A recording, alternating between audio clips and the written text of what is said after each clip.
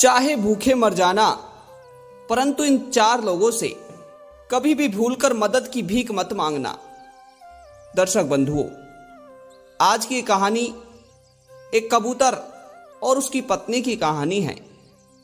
श्रोता बंधुओं, आज की इस कहानी में एक कबूतर ने बताया है कि चाहे भूखे मर जाना, लेकिन इन 4 लोगों से कभी भी मदद की भीख मत मांगना। मित्रों, आज की कहानी स्त्रियों के ऊपर लागू होती है। मित्रों, कबूतर ने बताया है कि स्त्रियों को इन 4 लोगों से कभी भी मदद की भीख नहीं मांगनी चाहिए। श्रोताओं, ये कहानी, ये प्रसंग बड़ा ही ज्ञानवर्धक और बड़ा ही रोचक है। आप सभी श्रोता बंधुओं से मेरा निवेदन है कि इस कहानी के साथ कहानी की समाप्ति तक बने रहे। और यदि अभी तक आपने हमारे चैनल ज्ञानवर्धक कहानी को सब्सक्राइब नहीं किया, तो मित्रों, आप सभी दर्शक बंधुओं से, आप सभी मेहमानों से हमारा एक बार पुनः निवेदन है कि हमारे चैनल को सब्सक्राइब अवश्य करें, क्योंकि मित्रों, आप लोगों के एक सब्सक्राइब करने से हमारा परिवार बढ़ता है और आप लोगों के एक सब्सक्राइब करने से हमारा मनोबल बढ़ता है, जिससे हम आप सभी मित्रों के लिए अच्छी अच्छी और ज्ञानवर्धक कहानियां लाने का प्रयास करते हैं। बंधुओं, आज की इस कहानी के साथ इस कहानी की समाप्ति तक, अंत तक बने रहे, क्योंकि ये कहानी बड़ी ही ज्ञानवर्धक है। और बंधुओं, आप सभी को तो पता है कि भगवान श्री कृष्ण कहते हैं कि मनुष्य के लिए आधा अधूरा ज्ञान सदा ही घातक होता है। मित्रों, आइए आप सभी दर्शक भाइयों का ज्यादा समय बर्बाद ना करते हुए आज की इस ज्ञानवर्धक और मोटिवेशनल प्रसंग को शुरू करते हैं। मित्रों, एक बार एक बड़े ही घने जंगल में एक कबूतर और कबूतर पक्षी की पत्नी दोनों ही एक पेड़ की खो में रहा करते थे। मित्रों, जो कबूतर था वो बड़ा ही बुद्धिमान था। एक दिन रात्रि को कबूतर की पत्नी अचानक से अपने पति कबूतर से पूछती है कि हे पिया जी, आज मैं आपसे एक प्रश्न पूछना चाहती हूं। यदि आपने उसका सही जवाब दे दिया तो मैं मान लूंगी कि आप बड़े ही बुद्धिमान हो। मित्रों, क्योंकि जंगल में सबसे ज्यादा बुद्धिमान वह कबूतर ही था। यदि किसी के घरों में झगड़े होते तो सबके घर वह कबूतर जाकर ही उनके झगड़ों को शांत करता था। जंगल के सभी जानवर उस कबूतर को ही बुद्धिमान माना करते थे। मित्रों, परंतु जो कबूतर की पत्नी थी वे अपने पति को बुद्धिमान नहीं मानती थी। श्रोताओं, अब तो कबूतर की पत्नी ने अपने पति के सामने एक प्रश्न रख ही दिया। मित्रों, अब कबूतर की पत्नी अपने पति से कहती है कि प्रिय पिया जी, बताइए, आखिर स्त्री को कौन से 4 लोगों से मदद की भीख नहीं मांगनी चाहिए? बंधुओं, अपनी पत्नी के इस प्रश्न को सुनकर कबूतर अपनी पत्नी से कहता है, अरे प्रिय, तुम्हारा जवाब तुम्हारी तरह बड़ा ही मीठा है। ठीक है, तुम्हारा जवाब बड़ा ही शिक्षाप्रद है और मुझे इसका जवाब देने में कोई आपत्ति नहीं है। हे प्रिय, तुम्हारा ये जवाब मनुष्य के लिए बड़ा ही कल्याणकारी है। ठीक है, मैं तुम्हारे इस प्रश्न का जवाब एक छोटी सी कहानी के माध्यम से दूंगा और इस कहानी के अंत में ही मैं तुम्हें बताऊंगा कि कौन से 4 लोगों से कभी भी मरते मरते भीख मत मांगना। मित्रों, तभी कबूतर कहता है कि प्रिय, परंतु इस कहानी को तुम्हें शुरू से अंत तक पूरा सुनना होगा। हे प्रिय, यदि तुम इस कहानी को शुरू से अंत तक पूरा सुनोगी तभी तुम्हें ये कहानी का सार प्राप्त होगा। तभी तुम्हें इस कहानी के सार में अंत में यह समझ आएगा कि किन 4 लोगों से जीवन में कभी भी एक स्त्री को मदद की भीख नहीं मांगनी चाहिए। मित्रों, आइए, तभी कबूतर की पत्नी कबूतर से कहती है, पिया जी, ठीक है, मैं आपकी कहानी को बड़े ही ध्यान से सुनूंगी, अंत तक सुनूंगी। आप अब कहानी सुनाना प्रारंभ कीजिए। मित्रों, तभी कबूतर कहता है कि हे प्रिय, एक बार किसी एक गांव में एक गरीब किसान रहा करता था। वह गरीब किसान बहुत ही गरीब था, मानो तो उसके घर में एक समय के लिए भी खाने को भोजन नहीं था। हे प्रिय, उस गरीब किसान की जो पत्नी थी वह बड़ी ही सुंदर और बड़ी ही पतिव्रता स्त्री थी। उसने हमेशा हर संकट में अपने पति का साथ दिया, हर परिस्थिति में अपने पति का साथ दिया। हे प्रिय, वो स्त्री इतनी पतिव्रता थी कि अपने पति के अलावा वह किसी अन्य पुरुष को मुंह तक नहीं दिखाती थी। प्रिय, उसका वह पति खेतों में कुछ काम कर कर कुछ रुपए पैसे जोड़ लेता था, परंतु अब तो जैसे ही बरसात के दिन आए तो उसका वह काम भी बंद हो गया। मित्रों, तभी वह गरीब आदमी की पत्नी अपने पति से कहती है, अजी सुनते हो, मुझे लगता है कि अब खेतों में पानी भरने की वजह से आपको काम नहीं मिलेगा। यदि आप शहर जाकर ही कुछ काम करने लगे तो उसी में बुद्धिमानी होगी, वरना हम लोग तो भूखे ही मर जाएंगे। मित्रों, अब अपनी बुद्धिमान पत्नी की बात को सुनकर वह गरीब आदमी कहता है कि हां, तुमने सत्य कहा, मुझे शहर जाकर ही कुछ काम करना होगा, वरना हमें तो भूखा ही मरना होगा। मित्रों, अब तो अपनी पत्नी की इस बात को वह मान लेता है और अपनी पत्नी से कहता है कि ठीक है, मैं कल सवेरे ही यहां से शहर के लिए निकलूंगा, परंतु मैं पहले अपने मित्र के पास जाकर आता हूं। श्रोता बंधुओं, अब तो वह गरीब आदमी अपने एक मित्र के पास जाता है और अपने मित्र के पास जाकर अपने मित्र से कहता है कि हे मित्र, मैं अब कुछ महीनों के लिए शहर जा रहा हूं और मुझे लौटने में कई महीने लग सकते हैं। हे मित्र, मैं अपनी पत्नी की सारी जिम्मेदारी तुम्हें सौंप रहा हूं। वैसे तो घर के कई सारे सामान, कई सारी खाने पीने की चीजें मैं घर पर रख कर जा रहा हूं, परंतु यदि पीछे से मेरी पत्नी को कोई भी जरूरत पड़े, कोई भी समस्या हो, तो तुम उसका समाधान अवश्य करना। हे मित्र, यदि तुम मेरे पीठ पीछे से कोई भी सामान घर पर लाते हो तो मैं शहर से लौटते ही तुम्हें उसके पैसे दे दूंगा। मित्रों, अब तो ऐसा कहते ही उसका मित्र उससे कहता है, अरे भाई, तुम कैसी बातें कर रहे हो?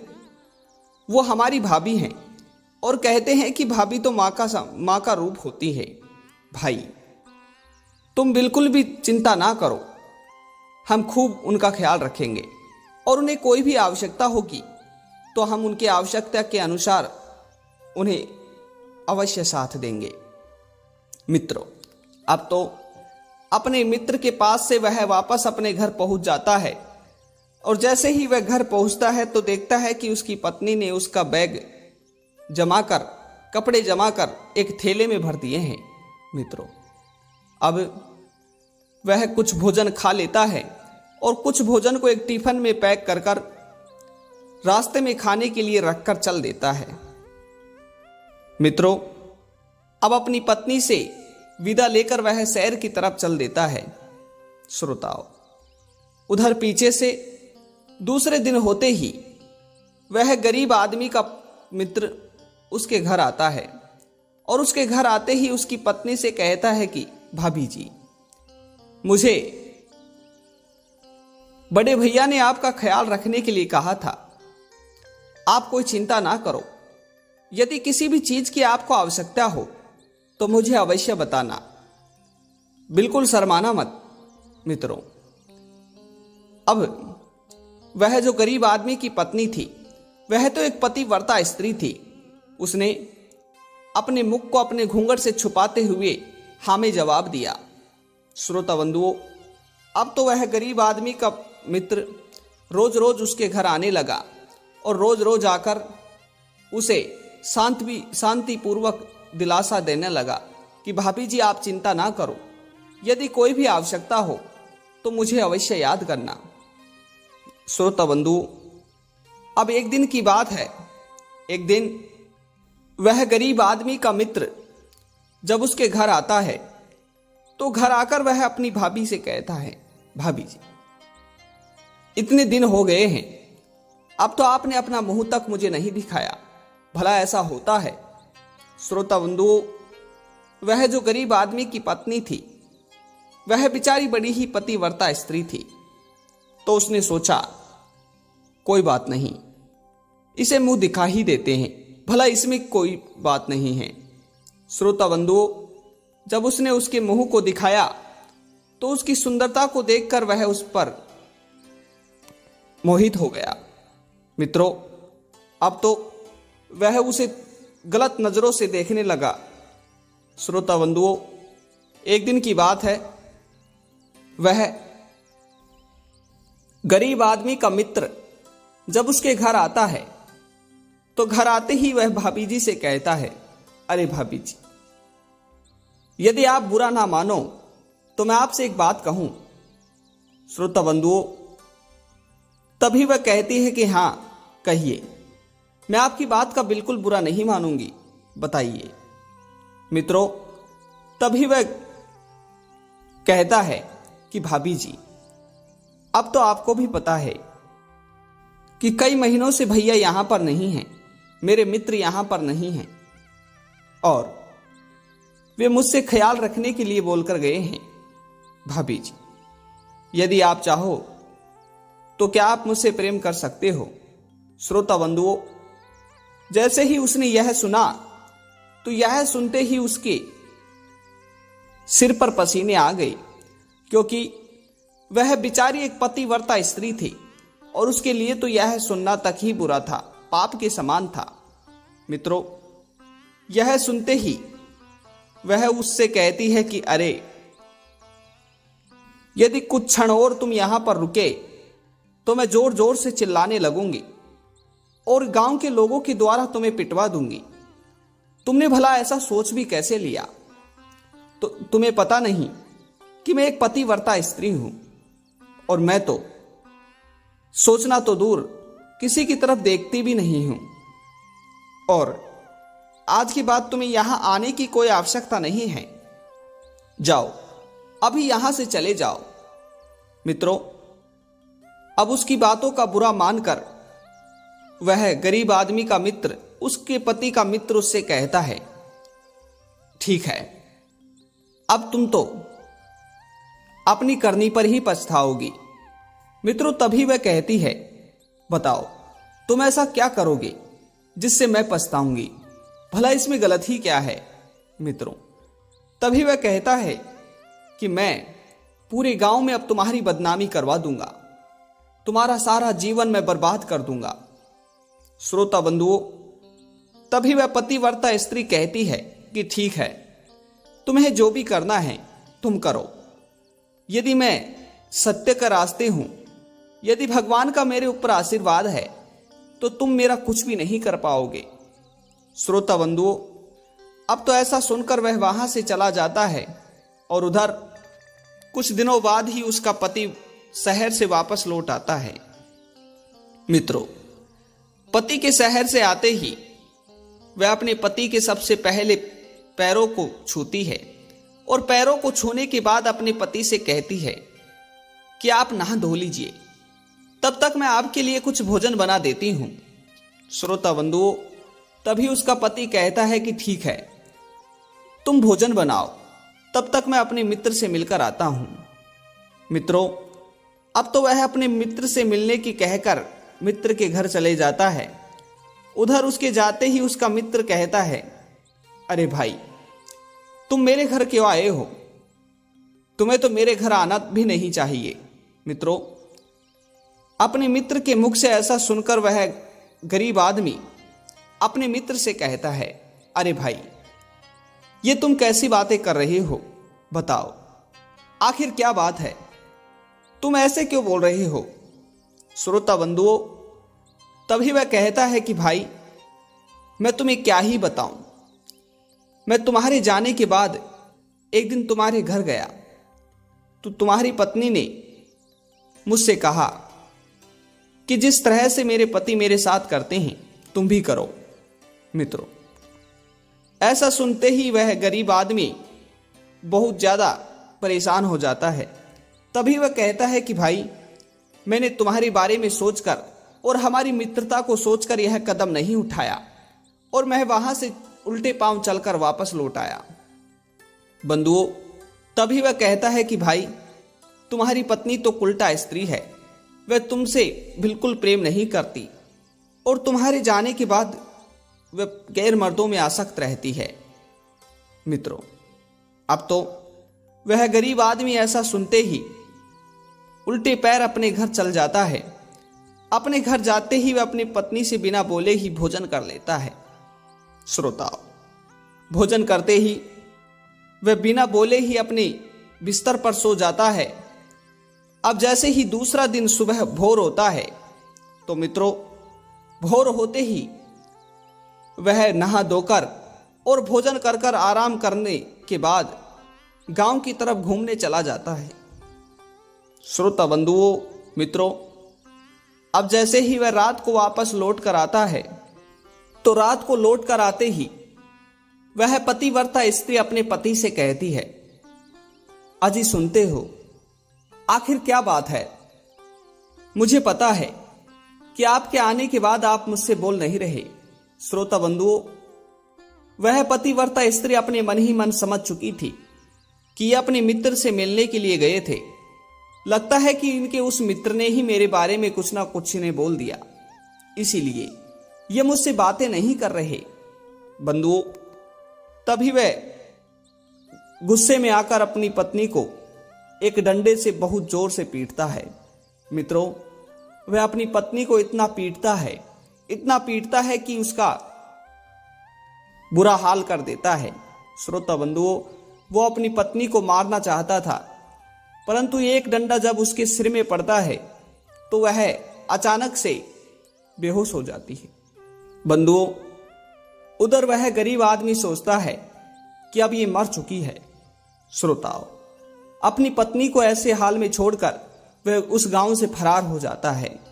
मित्रों, जब उसे आधी रात्रि को वापस बेहोशी की हालत से निंद्रा खुलती है तो वह एक देवी मां के मंदिर में जाकर जोर जोर से रोने लगती है। देवी मां की मूर्ति के सामने वह बेचारी जोर जोर से विलाप करने लगती है। श्रोता बंधुओं, तभी देवी मां के मंदिर के पास से होकर एक रास्ते से एक सेठ अपने सैनिकों के साथ गुजर रहा था। मित्रों, तभी जब सेठ को किसी स्त्री के रोने की आवाजें सुनाई देती हैं तो सेठ अपने सैनिकों से पूछता है कि अरे, मुझे किसी स्त्री के रोने की आहट आ रही है, जाओ जाकर मंदिर में देखकर आओ, आखिर कौन है और ऐसे क्यों रो रहा है, क्या बात है। मित्रों, अब तो सेठ के कहने पर सेठ के सैनिक जब मंदिर में जाकर देखते हैं तो एक स्त्री खून में लथपथ हो रही है और जोर जोर से रो रही है। मित्रों, सेठ के सैनिक पुनः आकर सेठ से कहते हैं कि सेठ जी, एक स्त्री खून में लथपथ हो रही है, उसके शरीर पर जगह जगह चोटें आ रही हैं और वह देवी मां की मूर्ति के सामने विलाप कर रही है। मित्रों, अपने सैनिकों के मुख से ऐसा सुनकर वह सेठ देवी मां की मूर्ति के पास जाता है, अर्थात उस स्त्री के पास जाता है और उससे जाकर कहता है कि हे, तुम कौन हो और इस तरह से रो क्यों रही हो और तुम्हारे शरीर पर इतनी चोटें आ रही हैं, तुम इतना रो ना और चलो हम तुम्हारी दवा पानी करवा देते हैं, वरना तुम तो कुछ समय बाद ही मर जाओगी। श्रोता बंधुओं, वह पतिव्रता स्त्री कहती है कि नहीं, हम आपके साथ नहीं जा पाएंगे, हमें माफ कर दीजिए। मित्रों, तभी वह सेठ कहता है कि अरे नहीं, तुम मुझे गलत मत समझो और भरोसा करो, तुम्हें दवा पानी की बहुत आवश्यकता है, वरना तुम्हारे प्राण यहीं छूट जाएंगे। श्रोता बंधुओं, अब तो वह सेठ उस स्त्री को अपने साथ अपने गांव, अपने घर ले जाता है और अपने घर ले जाकर उसकी एक वैद्य से खूब दवा पानी करवाता है। श्रोताओं, दवा पानी करवाने के बाद जब कुछ महीनों बाद वह पूरी तरह स्वस्थ हो जाती है, तो मित्रों, वह सेठ उस स्त्री से उसके जीवन के बारे में पूछता है कि आखिर तुम्हें उस दिन किसने मारा था, क्या बात है। तो श्रोताओं, वह पतिव्रता स्त्री अपने बारे में सारी बातें बताती है कि मेरे पति के मित्र ने मेरे जीवन को ही बर्बाद कर दिया। श्रोताओं, तभी वह सेठ उसकी इस दुख भरी कहानी को सुनकर कहता है, ठीक है, अब तुम पूरी तरह से स्वस्थ हो चुकी हो, बताओ क्या तुम कहीं जाना चाहती हो या फिर यहीं ठहरना चाहती हो। बंधुओं, तभी वह स्त्री कहती है कि सेठ जी, अब तो आप ही बताइए, मेरा इस दुनिया में कौन है। मेरा पति मुझे पीट कर मार कर घर से फरार हो गया, अब मैं जाऊं तो किसके घर जाऊं।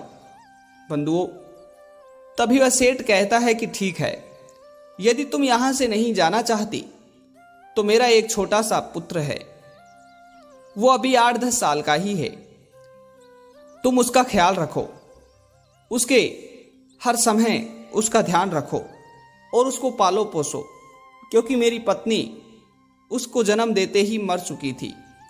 अब उसका पूरा भार तुम्हें ही संभालना है और यहां आराम से रहो। मित्रों, अब तो वह पतिव्रता स्त्री उस सेठ के घर में ही रहने लगती है और श्रोताओं, उस सेठ के पुत्र का खूब ख्याल रखती है। सेठ के पुत्र को समय समय पर भोजन पानी खिलाती है और उसका पालन पोषण अच्छे तरीके से एक मां के तरह करती है। मित्रों, उधर सेठ के घर पर एक नौकर काम किया करता था।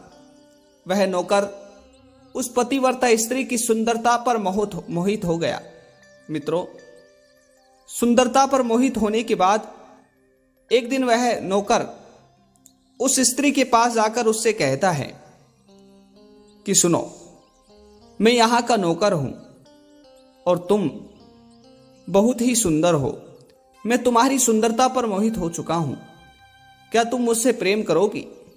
श्रोता बंधुओं, उस नौकर की ऐसी बात को सुनते ही वह स्त्री नौकर से कहती है, अरे भाई, रहने दो, मैं एक पतिव्रता स्त्री हूं, मैं ऐसा नहीं करती। मित्रों, अब उसके ऐसा जवाब सुनकर वह गुस्से में आ जाता है और वह एक तलवार को निकालकर उसकी गोद से उस सेठ के पुत्र को लेकर और उसकी गर्दन को धड़ से अलग कर देता है। बंधुओं, फिर भागकर वह नौकर जाता है और सेठ से जाकर कहता है कि सेठ जी, आपने इस स्त्री पर भरोसा किया था, परंतु देखिए, इसी स्त्री ने आपकी पुत्र का सिर धड़ से अलग कर दिया, इस स्त्री ने आपके पुत्र को मार दिया। मित्रों, वह सेठ इस नजारे को देखकर बहुत परेशान हो गया, उसके सिर से और पांव तक पसीने आ गए। बंधुओं, जब वह उस स्त्री की तरफ देखता है तो वह पतिव्रता स्त्री जोर जोर से रो रही थी। वह बेचारी अपनी बारे में कुछ बयान भी नहीं दे पाई, क्योंकि वह बहुत परेशान हो गई थी। बंधुओं, तभी वह सेठ गुस्से में आकर उस स्त्री को 10 सोने की मुद्रिकाएं देता है और कहता है कि तुम यहां से निकल जाओ, हमने तो तुम्हारे साथ इतना अच्छा किया था, परंतु तुम तो हमारे ही बच्चे की मृत्यु बनकर आई हो। जाओ, ये 10 सोने की स्वर्ण मुद्रिकाएं ले जाओ, तुम्हारे रास्ते में काम आएंगे, और यहां से निकल जाओ। मित्रों, अब तो वह बेचारी स्त्री उस सेठ के घर से जोर जोर से रोती हुई, चिल्लाती हुई वहां से चल देती है। बंधुओं, आगे जंगल में चलकर वह देखती है कि एक सौदागर को कई सारे डाकुओं ने घेर रखा था और उसे जोर जोर से पीट रहे थे। मित्रों, जब उस पतिव्रता बेचारी स्त्री ने उस सौदागर को पिटते हुए देखा तो वह उस डाकुओं के पास जाकर उस सौदागर को छुड़ाती है। और बंधुओं, सौदागर को छुड़ाकर वह उस सौदागर से कहती है, उस डाकू से कहती है, अरे भाई, आप इस सौदागर को क्यों पीट रहे हैं, आप इसे ना मारिए, ये लीजिए, मेरे पास 10 सोने की मुद्रिकाएं हैं, इस 10 सोने की मुद्रिकाओं को रखिए और इस बेचारे को छोड़ दीजिए। मित्रों, अब तो वे डाकू 10 सोने की स्वर्ण मुद्रिकाएं लेकर वहां से चल पड़ते हैं और उस सौदागर को छोड़ देते हैं। मित्रों, जब सौदागर उस डाकुओं के चंगुल से छूट जाता है तो वह उस पतिव्रता स्त्री से कहता है, अरे बहन, तुम कौन हो और इतनी रात्रि को कहां से आ रही हो, और तुमने आखिर मेरे प्राण क्यों बचाए? बहन, तुमने मेरे प्राणों के लिए अपनी 10 सोने की स्वर्ण मुद्रिकाएं भी दे दी। कौन हो? तो मित्रों, उसकी ऐसी बात सुनकर वह स्त्री अपने जीवन की सारी कहानी उसे बताती है कि अरे भाई, मैं तो बहुत संकट में पड़ी हूं। मैंने जब तुम्हें संकट में देखा तो मेरे पास और कोई रास्ता नहीं दिखा, मैंने तुम्हारे प्राण ही बचाना सही समझा।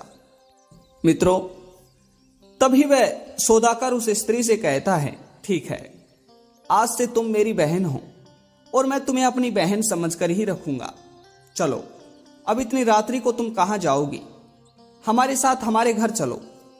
श्रोता बंधुओं, अब तो वह सौदागर उसे लेकर अपने घर की तरफ जाने लगता है, परंतु रास्ते में एक बहुत बड़ी नदी पड़ती है। वहीं पर एक जहाज थी और उस नाव में बैठकर कई सारे लोग उस नाव से उस नदी के पहले तीर पर जा रहे थे। मित्रों, तभी वह सौदागर और वह सुंदर स्त्री, पतिव्रता स्त्री भी उस नाव में ही बैठ जाती हैं। मित्रों, तभी उस नाव में कई सारे लोग बैठे हुए थे। वे सभी उस स्त्री की सुंदरता को देखकर मोहित हो चुके थे। मित्रों, तभी एक बड़ा सौदागर वहां बैठा था, तो वह बड़ा सौदागर उस छोटे सौदागर से कहता है, अरे भाई, ये स्त्री कौन है? मित्रों, तभी वह कहता है कि भाई, ये तो मुझे अभी जंगल में मिली है, इसने मेरी एक संकट में मदद की है, परंतु तुम्हें क्या? मित्रों, तभी वह बड़ा सौदागर कहता है कि क्या तुम इसे बेचना चाहोगे? मैं तुम्हें 50 सोने की मुद्रिकाएं देता हूं, तुम इसे मुझे बेच दो, ये बहुत ही सुंदर है। मित्रों, तभी वह छोटा सौदागर लालच में आ जाता है और वह उस बड़े सौदागर से 50 सोने की मुद्रिकाएं लेकर उसे वहां पर बेचकर उस नाव से झट से नीचे उतर जाता है। मित्रों, अब तो वह जो बड़ा सौदागर था वह उस स्त्री से कहता है कि चलो, मैंने अब तुम्हें खरीद लिया है, अब तुम मेरे साथ चलो। मित्रों, तभी वह स्त्री कहती है कि ये क्या बातें कर रही हो? खरीद लिया है? भला तुम मुझे कैसे खरीद सकते हो और मुझे बेचा किसने? मित्रों, तभी वह बड़ा सौदागर कहता है कि तुम्हारे साथ जो सौदागर बैठा था, तुम्हारे उसी भाई ने मुझे तुम्हें बेचा है। मैंने उससे पूरी 50 सोने की स्वर्ण मुद्रिकाएं दी हैं। अब चलो, तुम मेरे साथ चलो। मित्रों, उसकी ऐसी बातें सुनते ही वह बेचारी स्त्री जोर जोर से रोती है और वह भगवान को हाथ जोड़कर भगवान से कहती है कि हे प्रभु, मैं एक पतिव्रता स्त्री हूं और मैंने हर बार अपने धर्म की रक्षा स्वयं की है, परंतु प्रभु, आज तो मेरे चारों तरफ पानी है और मैं एक बड़े समुद्र में नाव में फंसी हूं। हे प्रभु, आज मेरा धर्म बचाना और मेरे कर्म बचाना सारे तुम्हारे हाथों में ही हैं। मित्रों, वह बेचारी स्त्री ऐसा सोचती है कि उतने में तेज बाढ़ आ जाती है और बाढ़ आने की वजह से वह नाव उलट जाती है। मित्रों, नाव में बैठे सभी लोग डूब जाते हैं, परंतु वह स्त्री उसी पानी में तैर रही थी। बंधुओं, तभी वहां से उस एक राज्य का राजा गुजर रहा था। जब उस राज्य का राजा वहां से गुजर रहा था और उसने उस स्त्री को वहां से डूबते हुए देखा, तो मित्रों, वो अपने सैनिकों को पानी में भेजकर उस स्त्री को बाहर निकलवा लिया। बंधुओं, वो उस स्त्री को बाहर आते ही देखकर वह राजा उसकी सुंदरता को देखकर उस पर मोहित हो गया। बंधुओं, अपने महल में ले जाकर वह राजा उससे कहता है कि हे स्त्री, मैं तुम्हारी सुंदरता पर मोहित हूं, आप मुझे बड़े ही सुंदर लगे। मैं आपसे विवाह करना चाहता हूं और इस राज्य की रानी मलिका बनाना चाहता हूं। मित्रों, राजा की ऐसी बात सुनकर वह स्त्री राजा से कहती है कि हे राजन, मैं आपको मेरी कहानी सुनाती हूं। तो बंधुओं, वह स्त्री उस राजा को सारी बात बताती है। फिर राजा से कहती है कि मैं एक पतिव्रता स्त्री हूं, मैं आपसे प्रेम और विवाह नहीं कर सकती, और आप भी एक राजा हो। राजा का कर्तव्य बनता है प्रजा की सेवा करना, उनका हर परिस्थिति में साथ देना। तो हे राजन, आप मेरे इस परिस्थिति में आपने मेरा साथ दिया, मैं आपका यह एहसान कभी नहीं भूलूंगी और आगे भी आप मेरा ऐसा ही साथ दे। बंधुओं, तभी वह राजा कहता है कि ठीक है, यदि ऐसी बात है, तुम अपने धर्म के ऊपर टिकी हो, तो मैं तुमसे विवाह नहीं करूंगा और तुम आज के बाद इसी राज्य में आराम से रहो। तुम्हें यहां पर हमारी तरफ से कोई परेशानी नहीं होगी। तो श्रोता बंधुओं, वह स्त्री वहीं पर रहने लगती है। उधर राजा जब भी किसी काम के लिए योजना बनाता तो उस स्त्री के पास जाकर उससे पूछता, तो वह बुद्धिमान स्त्री राजा को जो भी बताती वह सत्य बात होती। मित्रों, मानो कि जब से राजा के पास वह स्त्री रहने लगी तो राजा का व्यापार और भी तेजी से बढ़ने लगा।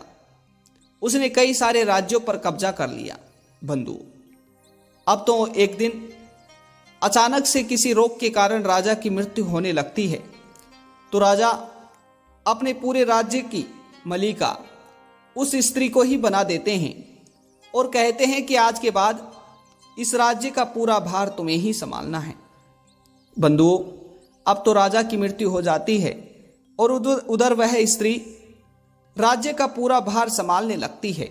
बंधुओं, एक दिन की बात है, वह स्त्री राज्य में आदेश देती है, अपने सैनिकों से कहती है कि आसपास के सभी गांवों में चले जाओ और उनसे जाकर कहो कि रानी साहिबा ने बुलाया है, उन्होंने राज्य में बड़ा भंडारा रखा है। बंधुओं, रानी का ऐसा आदेश सुनकर सभी लोग आने लगते हैं, जिनमें उस रानी का पति अर्थात उस स्त्री का पति भी आता है, उसके पति का मित्र भी आता है, उधर वह सेठ और सेठ के नौकर भी आते हैं। बंधुओं, और वह सौदागर भी आता है। मित्रों, जब उस रानी ने, उस पतिव्रता स्त्री ने उन चारों पांचों को देखा तो अपने पति को देखते ही वह अपने पति से कहती है कि क्या तुमने मुझे पहचाना? तो उस स्त्री का पति कहता है कि हां, आप इस राज्य की मलिका हैं। बंधु, तभी वह स्त्री कहती है कि नहीं, मैं आपकी पत्नी हूं। आपने तो मुझे उस दिन पीटकर मरने की हालत में छोड़कर भाग गए, परंतु मैं मरी नहीं। बंधु, तभी वह स्त्री कहती है कि आपने मुझे एक चरित्रहीन स्त्री समझकर मारा था, परंतु आपके मित्र ने मेरे साथ इस तरह के कर्म किए और आपके मित्र की वजह से ही आपने मुझे मारा है। आपके मित्र ने आपको भड़काया है। मित्रों, ऐसा जैसे ही वह सुनता है तो वह अपने मित्र की तरफ मारने को दौड़ता है। बंधुओं, तभी वह स्त्री कहती है कि रहने दीजिए, इसकी सजा इसे अवश्य मिलेगी।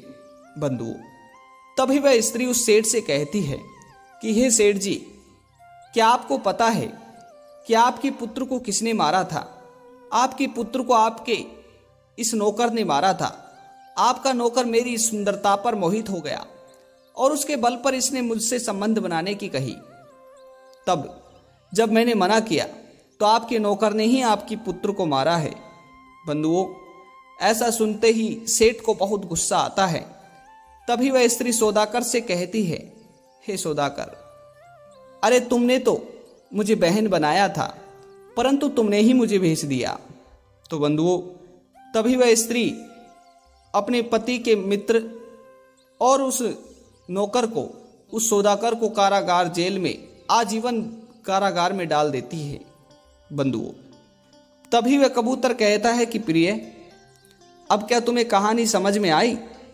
तो बंधुओं, वो कबूतर की पत्नी कहती है, पिया जी, कहानी तो बड़ी ही ज्ञानवर्धक थी, बड़ी ही सुंदर थी, परंतु मुझे इस बात का पता नहीं चला कि आखिर किन 4 लोगों से मदद नहीं मांगनी चाहिए। तो मित्रों, तभी वो कहता है कबूतर कि बताता हूं। पहला, कभी भी अपने पति के मित्र से स्त्रियों को मदद नहीं मांगनी चाहिए। कहते हैं कि खैर मित्र अक्सर हर कोई बुरा नहीं होता, परंतु कहते हैं कि हर कोई अच्छा भी नहीं होता। कहते हैं कि 100% में से 80% लोग ही अच्छे गलत मिलते हैं, 20% लोग ही अच्छे मिलते हैं। इसलिए कभी भी उन लोगों से मदद नहीं मांगनी चाहिए। दूसरा, कभी भी किसी राहगीरी से मदद नहीं मांगनी चाहिए। हे प्रिय। चौथा, कभी भी किसी अनजान नौकर से या किसी भी अनजान व्यक्ति से मदद नहीं मांगनी चाहिए। चौथा, कभी भी किसी मदिरा का सेवन करने वाले व्यक्ति से मदद नहीं मांगनी चाहिए। हे प्रिय, कहते हैं कि स्त्रियों को इन 4 लोगों से कभी भी मदद की भीख नहीं मांगनी चाहिए। तो प्रिय, अब ये कहानी तुम्हें कैसी लगी? तो बंधुओं, कबूतर की पत्नी कहती है कि मैं आपकी चारों बातों से संतुष्ट हूं। श्रोताओं, ये कहानी आप सभी को कैसी लगी? कमेंट बॉक्स के माध्यम से अवश्य बताइएगा और पुनः मिलते हैं ऐसी ही ज्ञानवर्धक चर्चा के साथ। आप सभी मित्रों का बहुत बहुत धन्यवाद। जय श्री कृष्णा। राधे राधे।